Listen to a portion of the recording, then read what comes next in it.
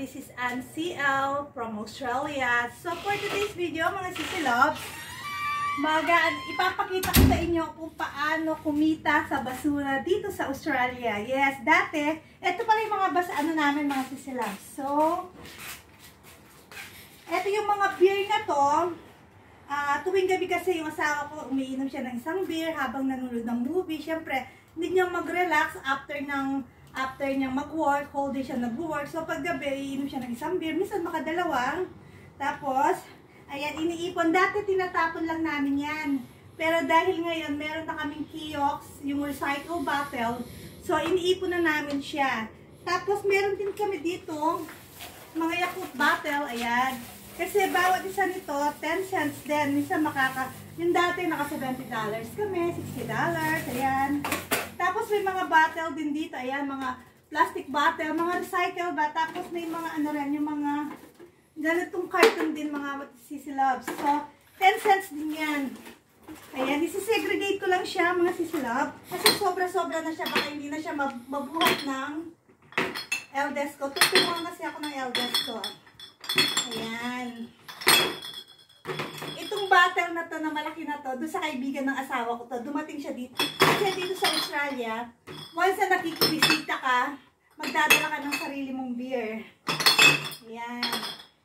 Ilalagay ko lang yung iba dito, yung sisilog.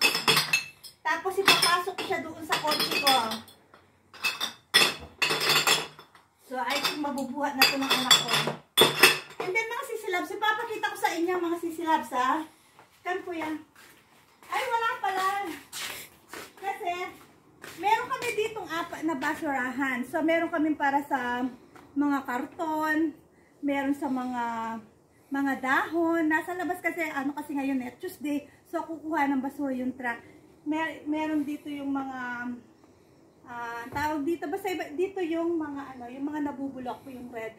So, lahat yan. So, every Tuesday, yung dalawa ilalabas doon kasi darating yung truck, kukunin niya. Tapos yung dalawa sa ibang araw na naman yon. So mga sisilog, isasakay ko muna siya sa kotse ko. Salit lang. So isasakay ko muna to.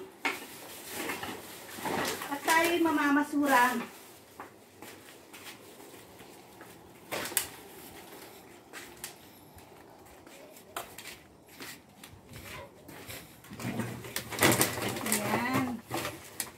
Tapos yung anak ko, bubuhatin niya yung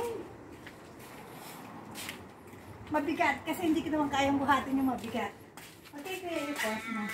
So, ayan. Tutulungan ko ng eldest ko. Ayun.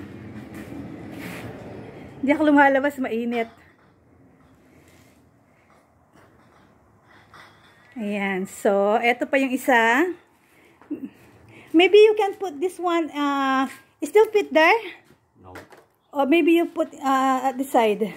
What's this side? Yeah. Yeah. Yeah. Hindi na kasi kasya sa likod. Ayan mga. Tapos sisilab, samahan nyo kami dun sa kiosk machine. Tapos ipapapalit namin yung pera dun sa mismong So ibababa lang niya yung mga bottle namin. And then ipapark ko lang yung kotse. Tapos pupuntahan ko siya doon. Ipapakita ko sa inyo mga sisilabs. Saglit lang Buti na lang may malapit na kiosk sa amin. Ayan no.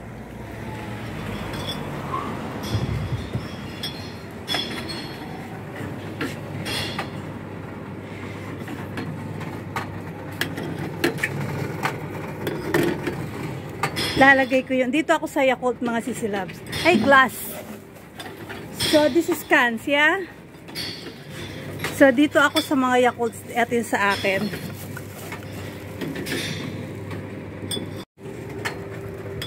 How to claim your cans. Ayan. Bank transfer, retail voucher, or donation. Dito kami sa retail voucher. So,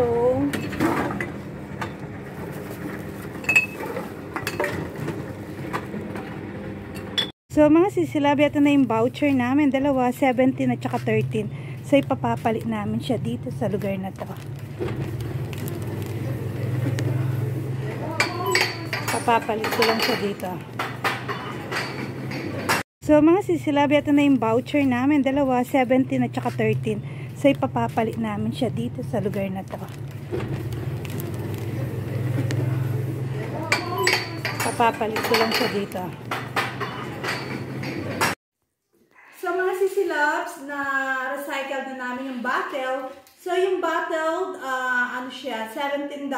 Tapos yung plastic container at saka yung cartoons, ano siya, $13. So mga sisilabs, alam nyo ba, every time na nagre-recycle kami ng bottle at saka yung mga, ano ba, dito kasi sa Australia, sa mga online, ibibenta namin dito sa public market. By online na, ba, mga damit na pinagamitan namin, yung mga school supply, yung mga school bags ng mga anak ko, ibibenta namin, meron kaming market dito. So, ipopost namin, tapos may bibili, pipikapin dito. So, lahat ng nabibenta ko doon, nilalagay ko siya dito sa alkansya na to. So, ayan. So, makikita niya may $50, $20, $10, tsaka yung mga gold coins. Iniipon ko siya dito, lahat ng kinikita ko sa recycled bottle, sa mga damit na binibenta ko ng mga second hand, mga gamit ng mga anak ko na second hand. So, nilalagay ko siya lahat dito. So, hindi ko alam, balang araw, di ba, magagamit din namin ito. Kasi hindi ko naman siya gagamitin eh. Mga gold coins na nga nandito, tsaka mga paper. Pero yung mga ganitong 50 cents, 10 cents, 20 cents, nandun naman sa, ano ko, sa base ko. So, that's it for today, mga sisilab. That's it for today, mga sisilab. Paulit-ulit, ano. Anyway, thank